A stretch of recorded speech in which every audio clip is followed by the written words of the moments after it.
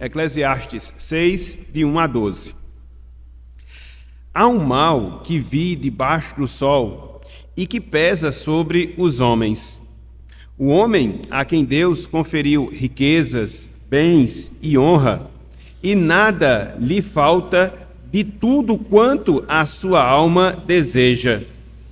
Mas Deus não lhe concede que disso coma. Antes o estranho o come, também isto é vaidade e grave aflição. Se alguém gerar 100 filhos e viver muitos anos, até avançada idade, e se a sua alma não se fartar do bem e, além disso, não tiver sepultura, digo que um aborto é mais feliz do que ele. Pois debalde vem o aborto e em trevas se vai, e de trevas se cobre o seu nome. Não viu o sol, nada conhece. Todavia, tem mais descanso do que o outro.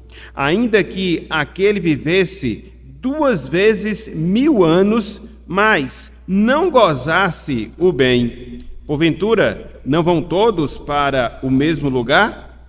Todo o trabalho do homem é para a sua boca, e contudo nunca satisfaz o seu apetite. Pois que vantagem tem o sábio sobre o tolo, ou o pobre que sabe andar perante os vivos? Melhor é a vista dos olhos do que andar ocioso da cobiça, mas isto é vaidade e correr atrás do vento. A tudo quanto há de vir já se lhe deu nome, e sabe-se o que é o homem, e que não pode contender com quem é mais forte do que ele. É certo que há muitas coisas que só aumentam a vaidade, mas que aproveita isto ao homem? Pois quem sabe o que é bom para o homem durante os poucos dias da sua vida de vaidade, os quais gasta como sombra? Quem pode declarar ao homem o que será dele depois, ou o que será dele debaixo do sol? Até aqui, até o versículo 12, que o Senhor nos abençoe e que Ele aplique em nossos corações a porção lida da sua santa e bendita palavra. Amém. A repetição é uma das táticas de ensino mais bem-sucedidas que nós podemos falar, mais bem-sucedidas que nós podemos dizer. A repetição é uma das táticas de ensino mais bem-sucedidas. Por quê? Relembrar conceitos é algo que permite a fixação de conteúdos, de teorias, de conhecimentos que vão perdurar toda a nossa vida, toda a nossa existência aqui neste mundo. Se você puxar um pouco a sua memória, pela sua memória, sobretudo aqueles irmãos que são mais antigos, aqueles irmãos que são mais experientes, essa questão da repetição era um recurso muito eficaz que era extremamente utilizado na pedagogia antiga, vamos assim dizer. Falar, falar, falar, repetir tantas vezes quantas forem necessárias. Para quê? Para que a gente possa absorver, entender e guardar no nosso coração. É interessante porque quando você observa essa questão da repetição como método de ensino, você vai chegar à conclusão que na palavra de Deus é justamente este recurso que Deus usa, é este recurso que Deus adota, pelo menos um dos recursos, para quê? Para que nós possamos entender a sua palavra. Para quê? Para que nós possamos entender e entender as Escrituras Sagradas. A razão disso, ou um exemplo disso, melhor dizendo, é o livro de Deuteronômio, a repetição da lei, que Deus faz, repetindo tudo aquilo que ele já havia prescrito, tudo aquilo que ele já havia ensinado a uma geração anterior, para que assim a sua palavra ela fosse fixada no povo da aliança no Antigo Testamento. Contudo, essa realidade, ou essa necessidade, ou essa tática da repetição, não fica restrita apenas ao Antigo Testamento. Quando você vai para o Novo Testamento, o apóstolo Paulo usava também dessa estratégia. O apóstolo Paulo usava também desse recurso de repetir ensinamentos. Para quê? Repito, para que a sua verdade pudesse estar instalada em nossos corações. Um exemplo disso é o que ele fala lá em Filipenses, capítulo 3, versículo 1, onde ele mostra justamente isso. Já havia ensinado determinadas coisas aos irmãos, estava repetindo para quê? Para que os irmãos pudessem entender, para que os irmãos pudessem aprender. E aí, eu falei tudo isso acerca da repetição como método de ensino, porque é justamente isto, meus irmãos, é justamente isto, minhas irmãs, que Salomão, o pregador, Salomão, o servo de Deus, ele está a fazer nessa passagem que nós acabamos de ler. Eclesiastes, capítulo 6, versículo 1 até o versículo número 12. Se você perceber, o tema central que Salomão aborda aqui nesse trecho já havia sido abordado em passagens anteriores, sobretudo o capítulo 1, sobretudo o capítulo 2. E qual é a temática central? Qual é o assunto principal desses 2 primeiros capítulos do livro de Eclesiastes?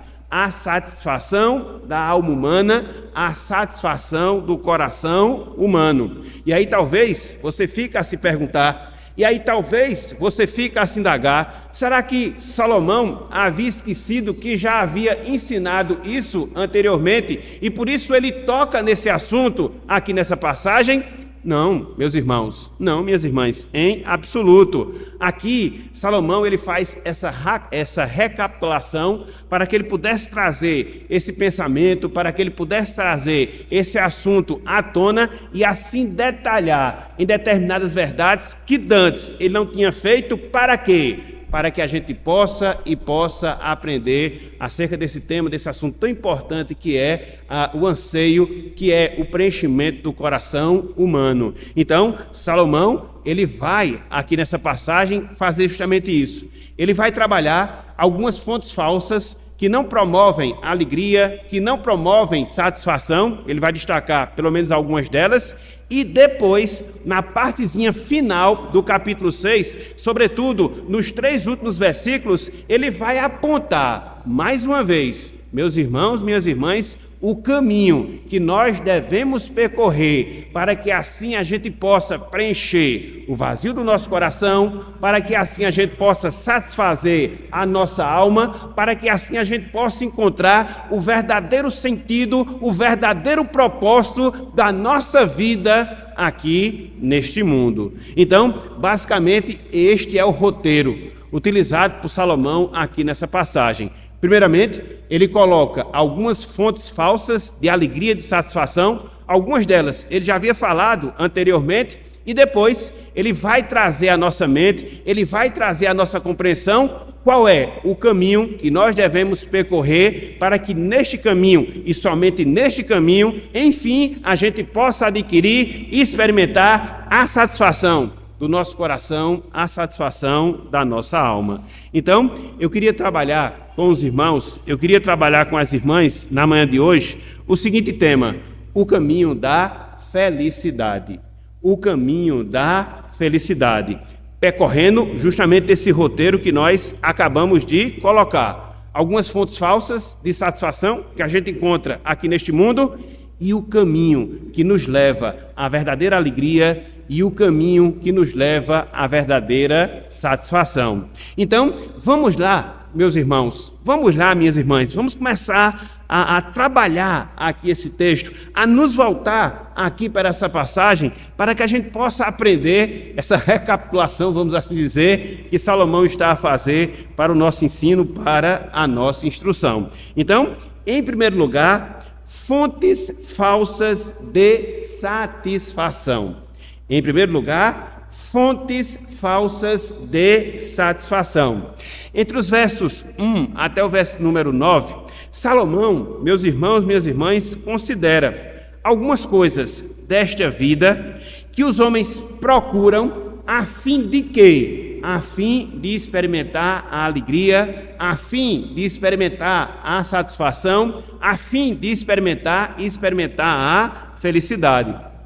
É interessante, e a gente percebe isso logo de cara, no versículo 1, que Salomão ele fica abismado em considerar essas coisas. Que coisas? essa procura que os homens fazem acerca de determinadas coisas, com o objetivo, com o intuito, com a finalidade de buscar nelas e experimentar nelas a satisfação, ele chega à conclusão que nada disso, absolutamente nada disso satisfaz, preenche o coração humano. Olha só como Salomão ele inicia essa passagem, olha só a constatação que ele faz dessa análise da vida, dessa procura desenfreada que as pessoas fazem em relação a coisas deste mundo para preencher os seus corações, e no final de tudo vem dor, vem aflição, vem fracasso, vem vaidade, vem futilidade, ou seja, os homens não encontram nada. Olha só como ele inicia o versículo 1 aqui do capítulo 6. Ele diz, há um mal que vi debaixo do sol e que pesa sobre a humanidade.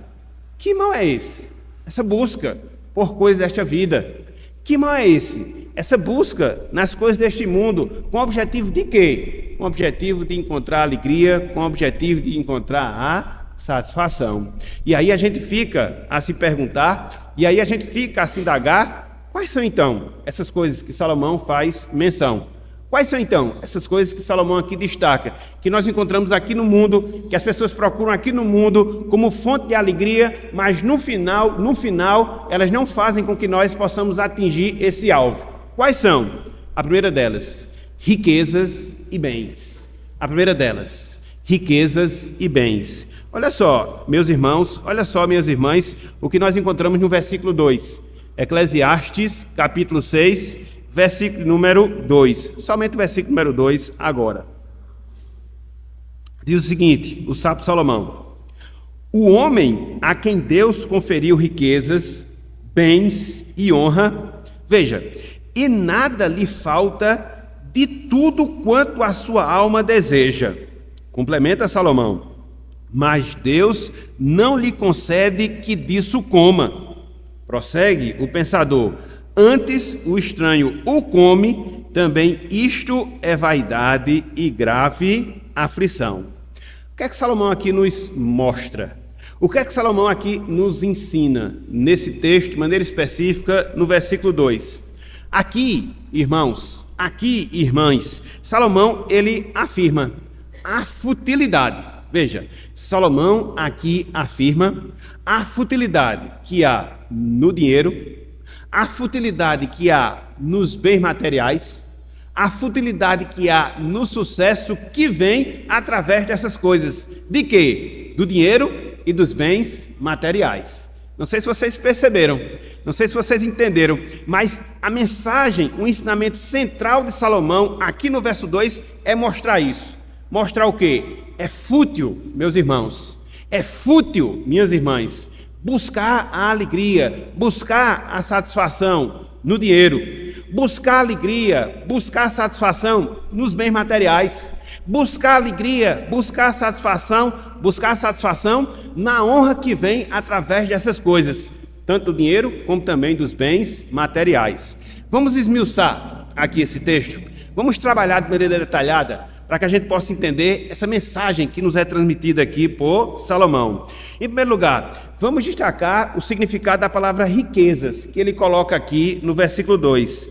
A palavra riquezas que Salomão usa aqui, ela consistia em objetos valiosos do seu tempo, como quais? Ouro, prata, pedras preciosas. E esses objetos, irmãos e irmãs, no tempo de Salomão, eles representavam o dinheiro, o vil metal, a moeda de transação dentro daquele contexto histórico, dentro daquele ambiente no qual Salomão ele vivia. Hoje seria o nosso papel moeda, que na verdade é até complicado, né? Eu estava até conversando com o Islene, com as meninas hoje, antes de vir para a igreja, no café da manhã, que até isso, essa questão do dinheiro é engraçado, porque hoje as pessoas nem usam mais. Tudo agora é digital, tudo agora é por meio de celular, é Pix, então não se tem mais essa noção da questão da materialidade do dinheiro. Então, as riquezas, as quais Salomão faz menção aqui nesse versículo 2, justamente é isso, é o dinheiro, que era representado pelos objetos valiosos, ouro, prata e pedras preciosas. Já os bens, que Salomão também destaca aqui, eles apontavam para as posses. as posses que uma pessoa adquiria ao longo da sua vida. E aí podia ser terras, aí podia ser casas, aí podia ser rebanhos, aí podia ser plantações, aí podia ser servos e servas, escravos e escravas. Então eram os seus bens. Mas não só isso. A honra que Salomão também destaca aqui no versículo 2, que diz respeito a quê? Que diz respeito a quê? A prestígio que alguém adquiria dentro da sua sociedade, sobretudo em virtude de ser uma pessoa, vamos assim dizer, rica, abastada no sentido financeiro, no sentido material. E Salomão ele fala que para essa pessoa, melhor dizendo, não lhe faltava nada. Tanto é que ele diz no versículo 2, nada lhe falta de tudo quanto a sua alma deseja. Apesar de tudo isso, apesar de todas essas benesses, apesar de todos esses privilégios, no sentido financeiro, no sentido material, Salomão mostra que mesmo assim, essa pessoa não seria feliz. E ele aponta aqui no versículo 2 a razão. Ele aponta aqui no versículo 2 o motivo pelo qual isso aconteceria. Ou seja, Deus não permitiria que aquela pessoa usufruísse de tudo aquilo que ela possuía, de tudo aquilo que ela tinha. E aí, em lugar disso, levantaria uma outra pessoa para que, em lugar dela, pudesse usufruir das suas riquezas, pudesse desfrutar dos seus bens. Então, mesmo assim, com toda aquela riqueza, mesmo assim, com toda aquela fortuna, haveria na vida dessa pessoa, conforme Salomão fala, sobretudo no finalzinho do versículo 2, vaidade e grande aflição. A palavra aflição aqui é a palavra dor, que vem de enfermidade, é a palavra dor que vem de doença. Então, veja, meus irmãos, observe, minhas irmãs, essa situação contraditória. Uma pessoa que tem riqueza, uma pessoa que tem bens, uma pessoa que tem honra, uma pessoa que não falta nada para a sua vida, porém, mesmo diante de todos esses privilégios, essa pessoa não se satisfaz, porque ela não aproveita aquilo que tem. Muito pelo contrário, Deus não permite. Levanta outra pessoa para, no lugar dela, usufruir e desfrutar daquilo que ela adquiriu, usufruir e desfrutar daquilo que ela conquistou. Então, não são os bens. Então, não são as riquezas que promovem a satisfação, que promovem a alegria, a alma humana ao longo da sua existência. E aqui, meus irmãos, e aqui, minhas irmãs, a gente já consegue extrair uma lição, a gente já consegue extrair uma aplicação para as nossas vidas. Uma lição, uma aplicação extremamente necessária, uma lição, uma aplicação extremamente pertinente. Que lição é? Meus irmãos, minhas irmãs, não nos enganemos com a ilusão de que dinheiro promove felicidade. Não nos enganemos com a ilusão que dinheiro promove felicidade. Eu não estou dizendo que o dinheiro, eu não estou dizendo que os bens materiais em si sejam coisas ruins. Não. Em si não sejam coisas que a gente não deseja. Não. Eu só estou mostrando que eles, por eles mesmos, que eles em si mesmos, eles não promovem a satisfação. Eles não promovem a alegria. Eles não promovem a felicidade plena para as nossas vidas, para as nossas almas. É interessante que a gente vive imerso dentro de uma realidade onde as pessoas procuram cada vez mais expor isso. E aí você vê, sobretudo através das redes sociais, às vezes são coisas que as pessoas nem têm, mas posta lá foto, querendo esbanjar grandeza, querendo esbanjar riqueza, com falsas alegrias, com falsos sorrisos, mas dentro do seu coração extremamente triste, seu coração extremamente vazio, seu coração extremamente destituído das coisas de Deus, das coisas do Senhor. E não é muito difícil nós comprovarmos que, pelo menos em boa parte dos casos, quanto mais se tem em termos materiais, quanto mais se tem em termos financeiros, menos alegria verdadeira se desfruta no coração. Então, o que Salomão fala aqui é uma constatação da vida real. O que Salomão fala aqui é uma constatação da vida cotidiana, dos inúmeros exemplos que nós observamos ao longo da nossa existência. De quê? De pessoas que possuem. De quê? De pessoas que têm. De quê? De pessoas que adquirem no sentido material, no sentido financeiro, porém, elas não são felizes. Elas não são alegres. Salomão falou isso nos primeiros capítulos de Eclesiastes. ele retoma essa temática aqui para poder enfatizar essa verdade aos nossos corações. Porque nós somos tendentes a nos esquecermos e às vezes querer apoiar a alegria da nossa vida, querer apoiar a satisfação do nosso coração com o vil metal, com os bens materiais, que hoje podem até existir e depois não existe mais, e juntamente com eles se vai também a nossa alegria. Então, aprendamos isso, meus irmãos. Aprendamos isso, minhas irmãs. Qual é a primeira fonte falsa de alegria? Qual é a primeira fonte falsa de satisfação? Riquezas e bens materiais. O dinheiro propriamente dito, os bens que se adquire através do dinheiro e a fama que você desfruta pelo fato de você ter essas coisas. Contudo, meus irmãos, minhas irmãs, Salomão, ele não para aqui nesse ponto. Ele não só destaca a questão das riquezas, dos bens materiais, conforme nós estamos dizendo, como fontes falsas da nossa alegria, conforme nós estamos dizendo, como fontes falsas da nossa satisfação. Ele vai um pouco mais adiante.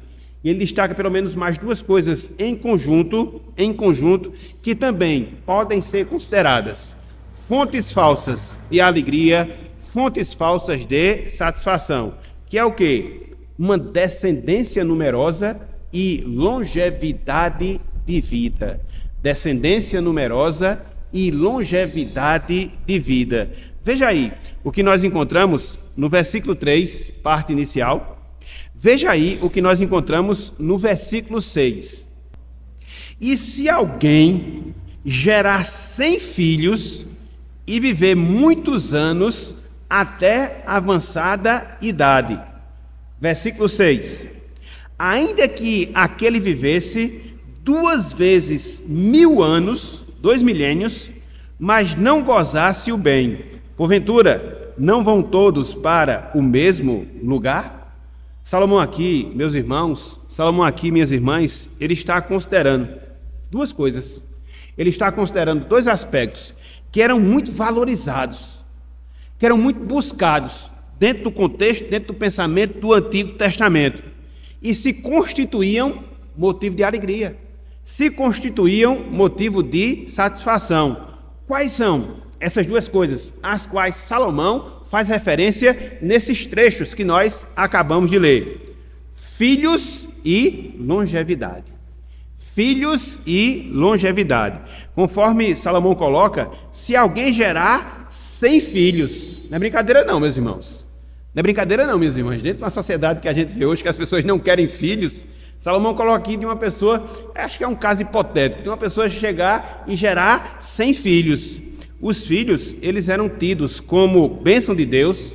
Os filhos, no Antigo Testamento, eles eram tidos como fonte de realização. Essa era a perspectiva, na verdade, não só do Antigo Testamento, de toda a Bíblia.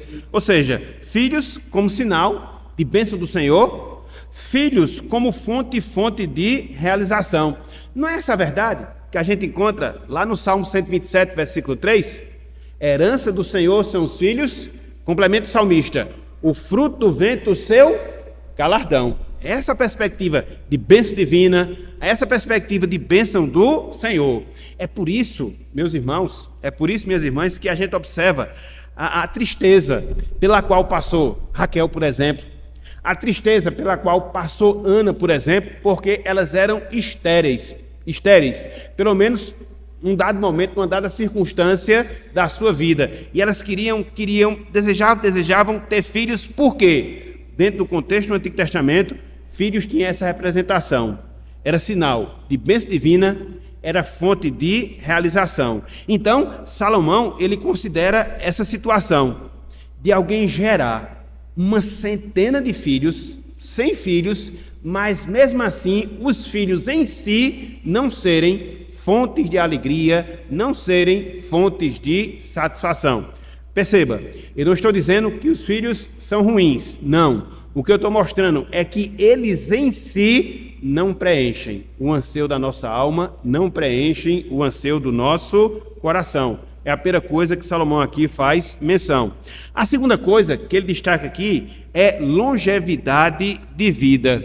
No Antigo Testamento, meus irmãos, no Antigo Testamento, minhas irmãs, a longevidade de vida, era uma condição desejada e refletia a bondade de Deus. A longevidade de vida era algo desejado e refletia a bondade de Deus. Quando você vivia, e vivia muito tempo, quando você vivia muitos anos, isso era uma demonstração da bondade de Deus em relação à sua vida. Você veria seus filhos, você veria os filhos dos seus filhos e assim sucessivamente. Então, isso era uma dádiva, isso era um presente de Deus. E Salomão também considera esse fato, de alguém viver muitos anos.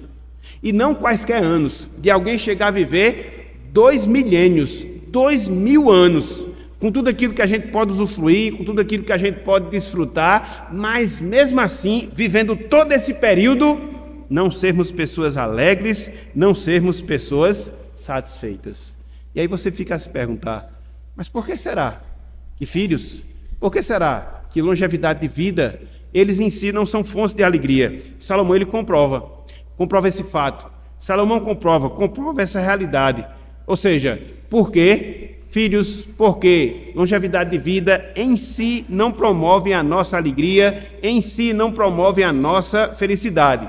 No caso dos bens, a gente observou que Deus não permite muitas vezes que dele nós desfrutemos. Muito pelo contrário, vem outra pessoa e desfruta em nosso lugar. Salomão aqui destaca a questão da morte, que simplesmente impede que você possa desfrutar da companhia dos seus filhos, por mais numerosos que eles sejam.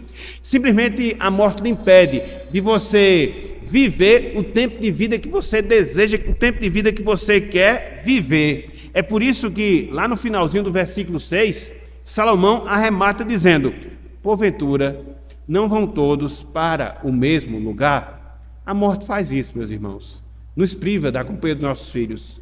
A morte faz isso, nos priva da nossa vida aqui neste mundo. É por isso que essas coisas em si, elas não devem promover a alegria do nosso coração. Elas não devem promover a alegria da nossa alma. E por essas coisas a gente não consegue ser verdadeiramente, essencialmente feliz. E essa é uma situação que acomete a cada um de nós.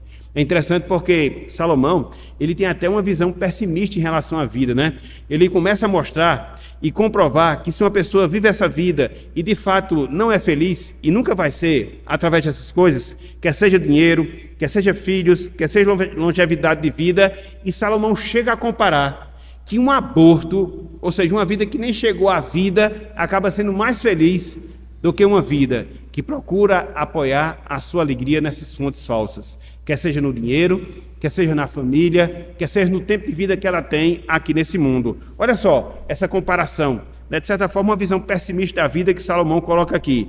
Versículo 3, parte B, e também o versículo 4 e o versículo 5. Olha só a comparação que ele faz. Olha só, coisa interessante essa observação. Salomão diz, e se a sua alma não se fartar do bem, a gente já viu que a alma não vai se fartar do bem completamente, isso é impossível. Ele mostra, além disso, não tiver sepultura, ou seja, uma morte digna, que era tão valorizado no Antigo Testamento, digo que um aborto é mais feliz do que ele, pois debalde vem um aborto e em trevas se vai, e de trevas se cobre o seu nome. Ou seja, nem chega à existência, nem chega a viver, nem chega a sofrer essa vida.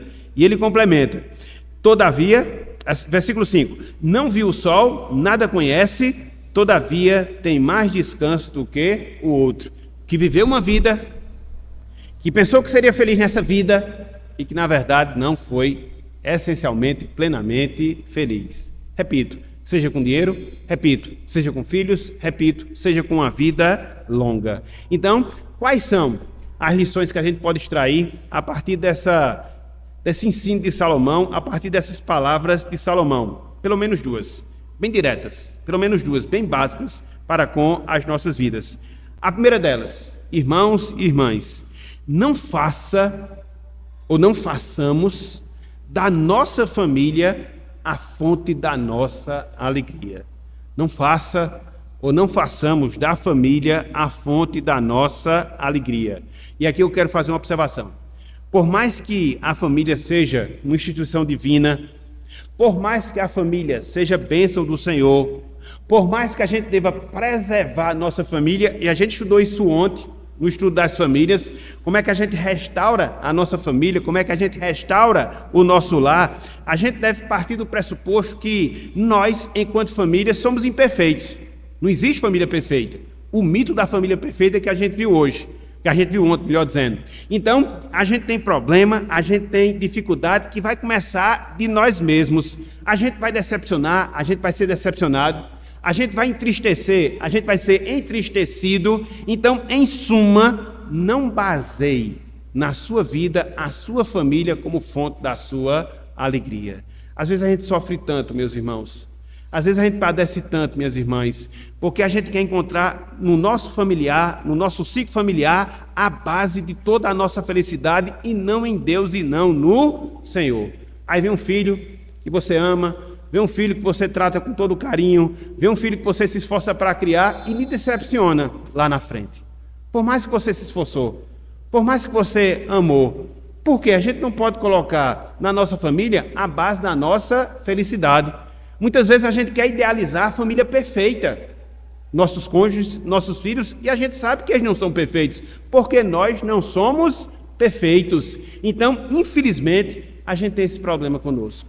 Infelizmente, a gente tem essa dificuldade. A gente quer sempre apresentar a nossa família como algo perfeito, porque nisso a gente satisfaz, porque nisso a gente se orgulha, porque nisso a gente se alegra. E a gente vai ver mais cedo ou mais tarde que a gente vai se frustrar dentro desse intento, dentro desse objetivo. Então, louve a Deus pela sua família, batalhe diante de Deus pela sua família. Agora, não coloque a base da sua felicidade na sua família, porque a começar por você, os integrantes da sua família vão lhe decepcionar.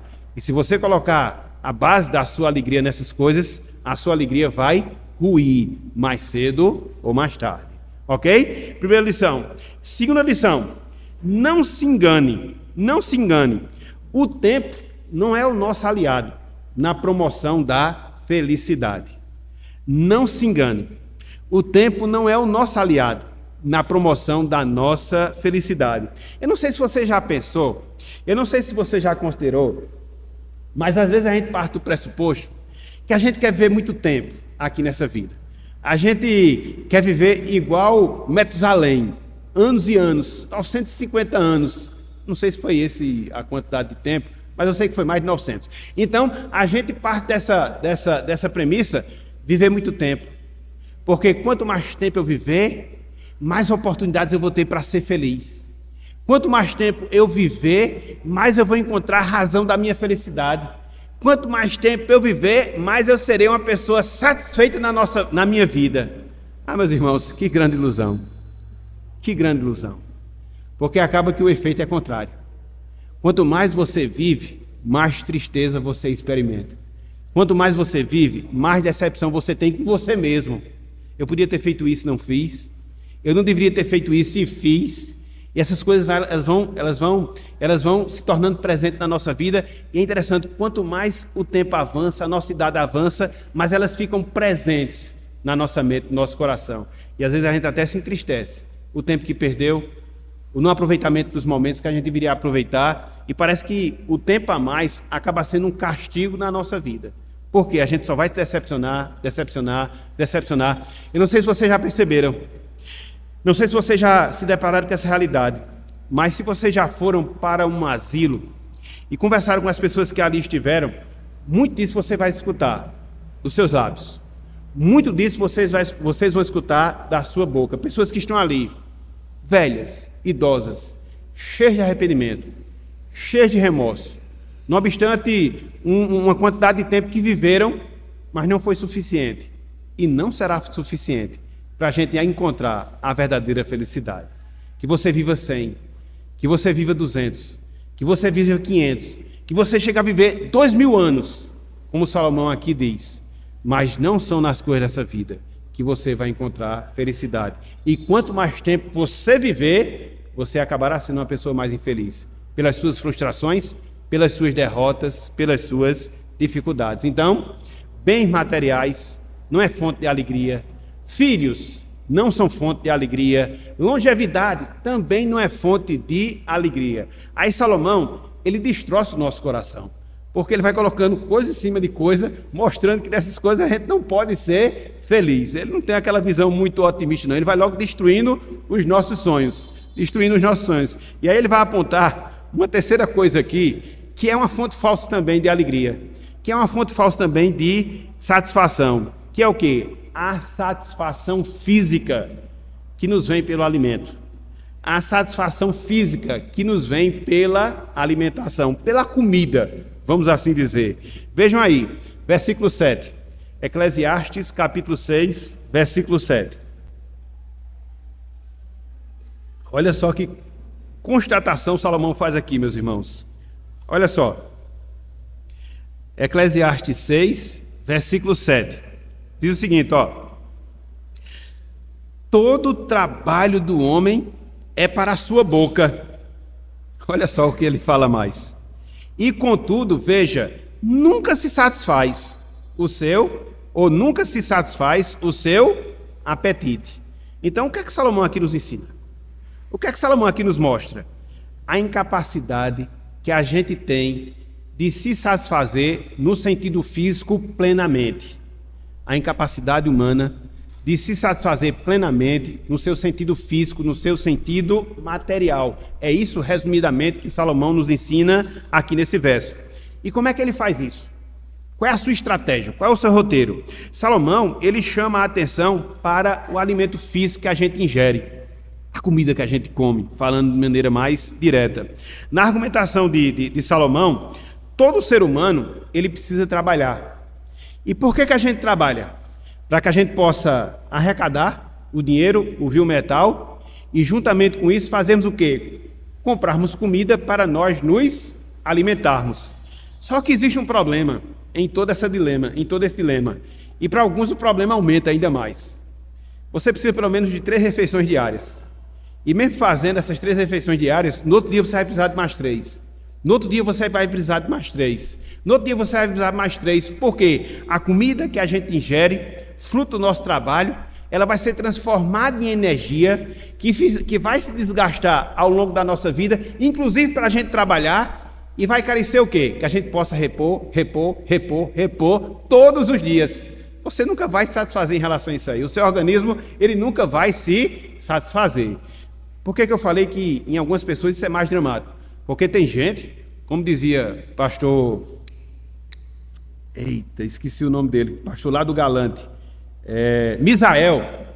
Tem gente que não tem barriga não, tem gente que tem um inferno no intestino, entendeu?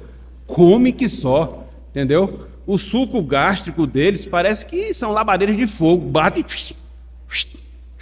É um metabolismo assim, fora do normal. O cara come que só e parece que não sei para onde vai aquilo ali, é um mistério, é uma mágica. Esse é que tem que trabalhar mesmo, porque esse nunca vai se satisfazer, por mais que ele coma em grandes quantidades, em generosas quantidades, pelo menos 3 refeições ele vai ter que fazer, porque senão ele não aguenta. Então, como é?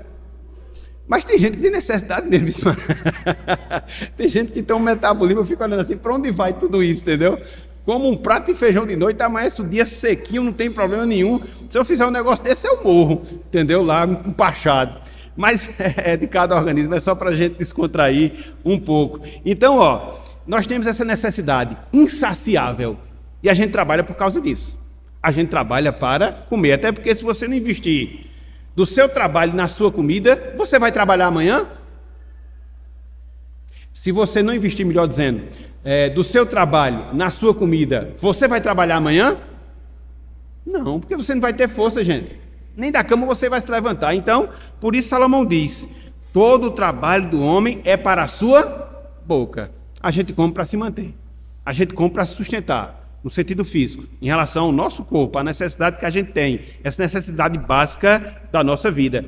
E é interessante porque dentro dessa argumentação, Salomão ele chega à conclusão que essa realidade é uma realidade universal. Você nunca vai se satisfazer fisicamente, você nunca vai se satisfazer através de alimentação física, você sempre vai precisar de mais, todos os dias, ao longo de toda a sua existência aqui nesse mundo. Isso é uma realidade universal. Olha só o que ele fala no versículo seguinte, versículo 8. Olha só, ele diz o seguinte, ó: pois que vantagem tem o sábio sobre o tolo?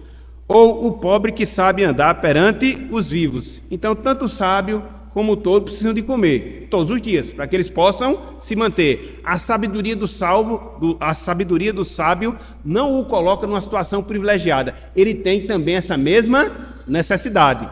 E Salomão também coloca uma outra situação. O pobre que anda desse mundo vivente, apesar das suas dificuldades, apesar do privilégio que ele tem, mesmo nas dificuldades de viver nessa vida, ele também precisa comer para poder sobreviver. Então, essa é uma necessidade geral de toda a criação de Deus, seja seres humanos, seja animais, seja até mesmo a própria natureza, até o mesmo mundo vegetal, que precisa disso para poder se manter, para poder sobreviver.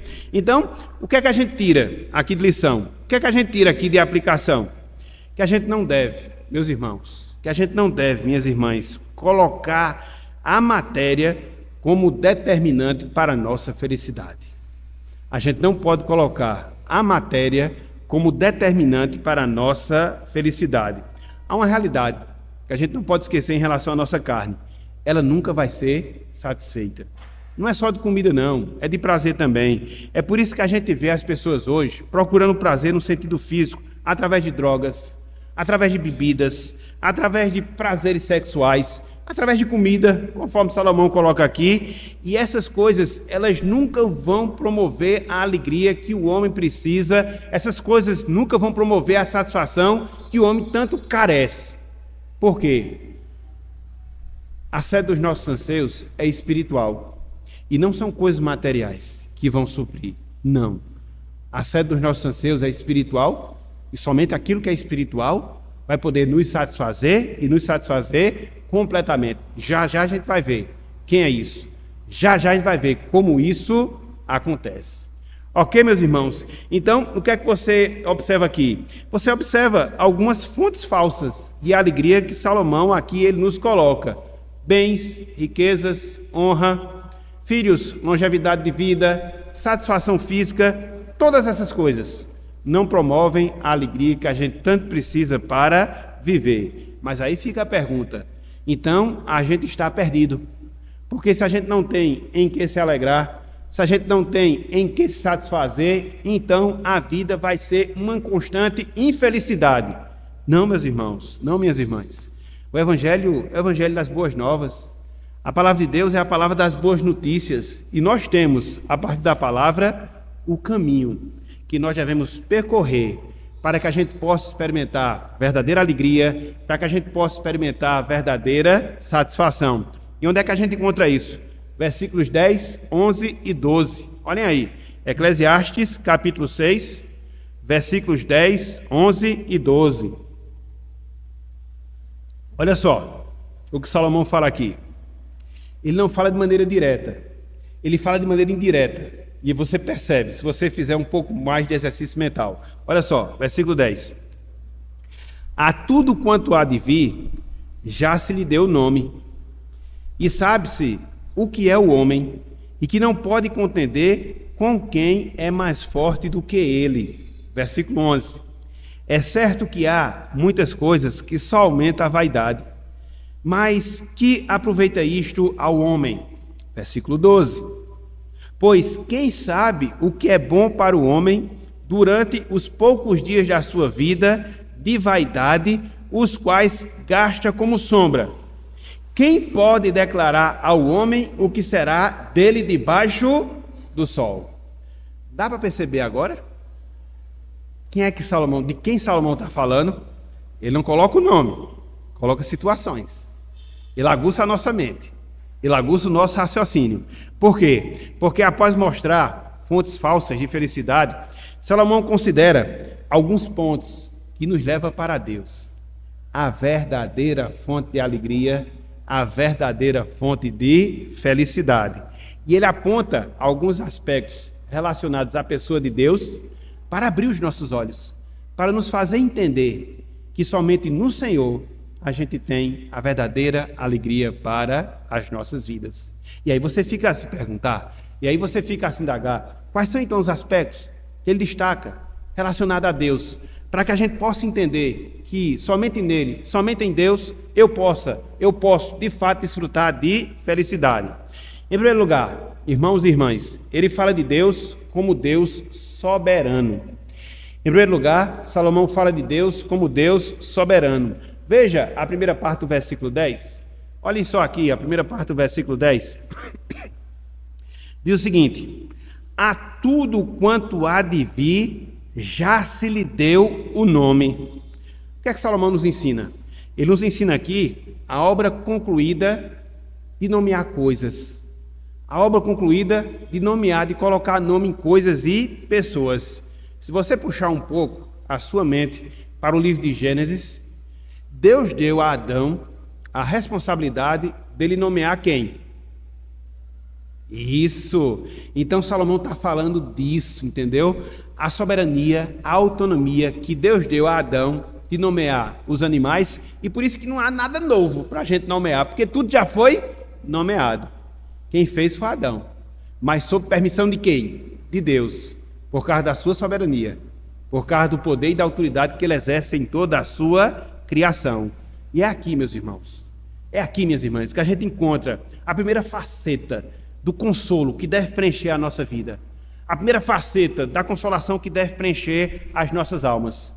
Não são nas riquezas, não são nos bens materiais, não são nos filhos, não é na longevidade de vida, não é na satisfação física, mas no nosso Deus que é soberano, que domina sobre tudo, sobre todos, que não existe nada que escape o seu controle. Firme a sua alegria, firme a sua satisfação, firme a sua felicidade nele, e jamais, irmãos e irmãs, você será decepcionado. Jamais, porque ele é soberano. É o primeiro aspecto, a soberania de Deus. Mas não só isso. O segundo aspecto, o poder de Deus. A descrição que Salomão faz de Deus como Deus todo-poderoso. Olha só o que nós temos no complemento do versículo 10. No complemento do versículo 10. Desculpa. Diz o seguinte: e sabe-se o que é o homem, e que não pode contender com quem é, e que não pode contender com quem é mais forte do que ele. Aqui Salomão está fazendo menção à incapacidade do homem lutar com quem é mais forte do que ele. Mas sempre vai ter um homem mais forte do que a gente, fisicamente falando, né? Tem aqueles caras que lutam, que parecem armários ambulantes, são fortes. Mas sempre vai ter um mais forte do que ele na cadeia. E quem vai estar no topo, que vai ser mais forte que todo e qualquer ser humano que existe, que existiu e que existirá? Deus. Então Salomão chama a atenção para esse fato. A gente não pode contender com Deus, a gente não pode contender com o Senhor. Estão lembrados de Jacó, que lutou com Deus a noite todinha, terminou como? Coxo. Não dá para lutar com Deus, não dá para lutar com o Senhor. Você se lembra de Jó, que tentou contender com Deus, argumentando a razão do seu sofrimento, e Deus o humilha. Você vai ver isso ali no finalzinho do livro de Jó, capítulo 40 em diante. Então, se eu fosse pegar os exemplos bíblicos, eu ia passar a manhã todinha falando de pessoas que ousaram contender com quem é mais forte do que ele. E é interessante, bem rapidinho, que há uma exortação profética que nos mostra isso. Não contenda com Deus, não lute com Deus, não lute com o Senhor, ele é poderoso. Bem rapidinho, bem rapidinho. Abram aí, por favor, Isaías 45. Isaías 45, versículo 9. Só para dar esse reforço.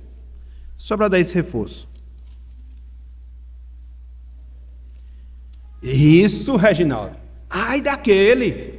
Não brinque não, brinque com o ser humano, agora não brinque com Deus não, que aí você entra errado, viu? Olha só, Isaías 45, 9. Ai daquele que faz o quê? Que contende com o seu Criador, e não passa de um caco de barro entre outros cacos. Acaso dirá o barro ao que lhe dá forma, que fazes? Ou a tua obra não tem alça. Então, não contenda com seu Criador, não. Isso é importante, meus irmãos. Porque é justamente nesse Deus, que a gente não pode contender, que a gente se satisfaz. Porque por causa do seu poder, por causa da sua força, ele faz aquilo que é impossível a qualquer outro ser humano fazer. É por isso que ele tem capacidade.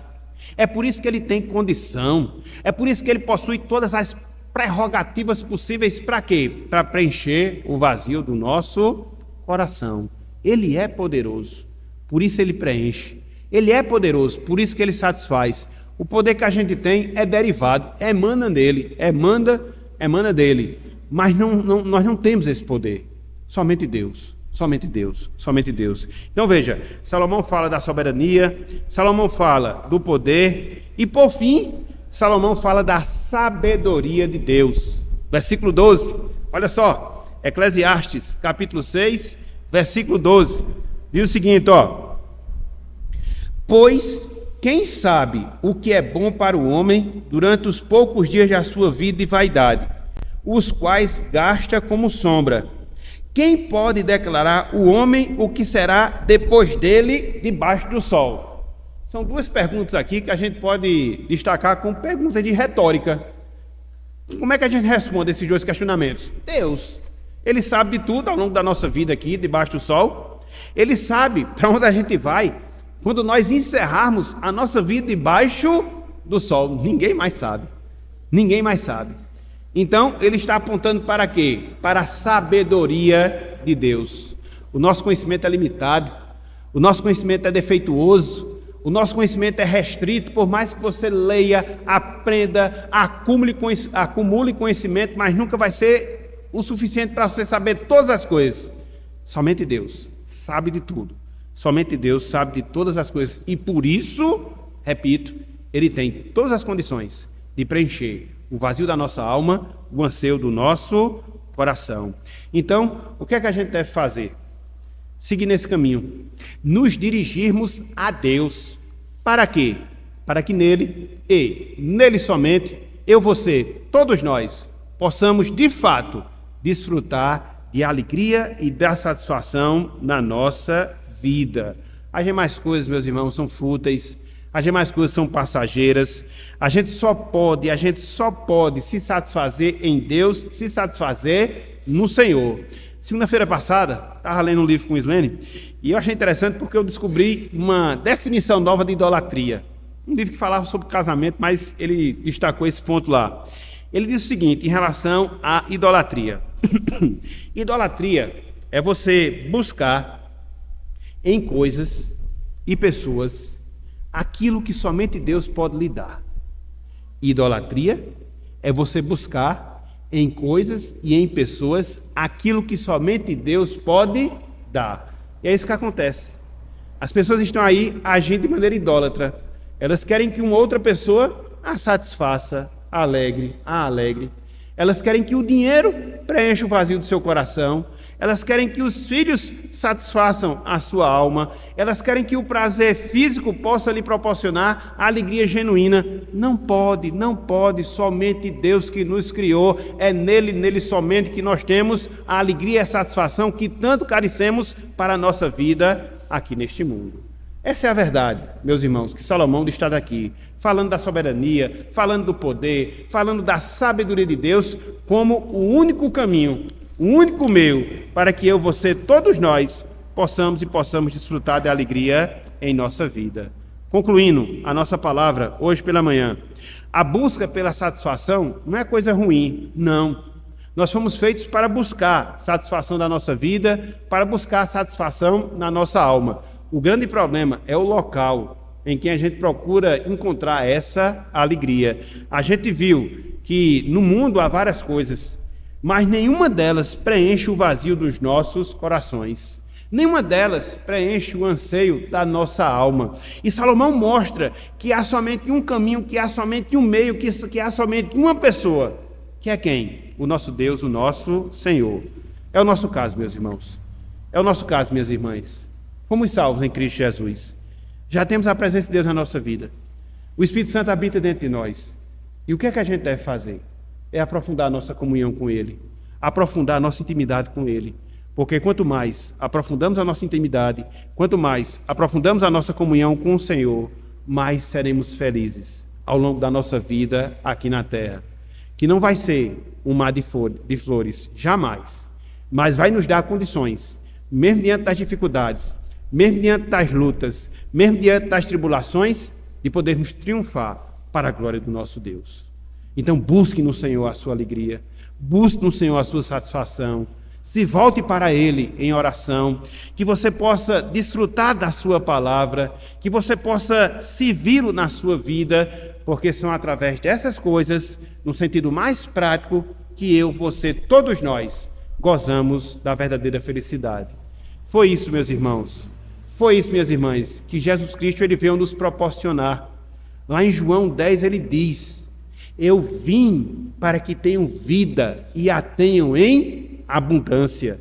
Aqui não é como ensina a teologia da prosperidade, a abundância material. Até porque, conforme nós observamos no ensino de Salomão, bens e riquezas materiais não promovem felicidade, mas a vida em abundância que Cristo prometeu nos dar com a sua vida é a comunhão com Deus, é a comunhão com o Senhor, é o desfruto da sua presença, para que a sua alegria ela inunde os nossos corações, ela possa preencher as nossas almas e ela possa nos fortalecer na nossa caminhada, para que mais cedo ou mais tarde possamos contemplar a face do nosso Deus em Cristo Jesus e lá possamos desfrutar de plena satisfação para a glória do nosso Deus.